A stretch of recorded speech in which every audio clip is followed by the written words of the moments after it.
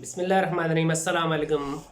तो नाजरीन, अल्लाह के फजल करम से अब ठीक ठाक होंगे। तो अगर आपने मेरा चैनल सब्सक्राइब नहीं किया तो सब्सक्राइब कर लें, साथ में बजे घंटी के बटन को भी ज़रूर बजा दें ताकि मेरी आने वाली तमाम वीडियोज़ आप तक पहुँचती रहें। तो अब बात करेंगे हम लोग क्वारंटाइना के बारे में।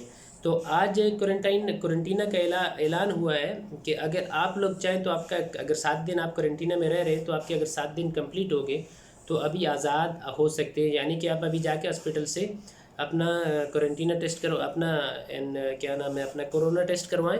और अगर वो नेगेटिव आता है तो आप अभी अभी काम पे जा सकते हैं। ये आज की नई अपडेट्स है, क्योंकि कल की डेट में एक ऐलान हुआ था कि अभी क्वारंटीना है वो 7 दिन के लिए कर दी गई, 14 दिन से।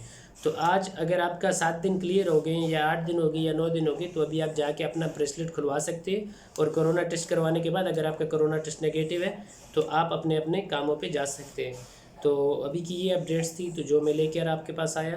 तो अगर वीडियो अच्छी लगे तो लाइक करना, और अगर मेरा चैनल सब्सक्राइब नहीं किया तो सब्सक्राइब कर लेना, और साथ में घंटी के बटन को दबा देना ताकि तमाम आने वाली वीडियो आप तक पहुँचती रहें।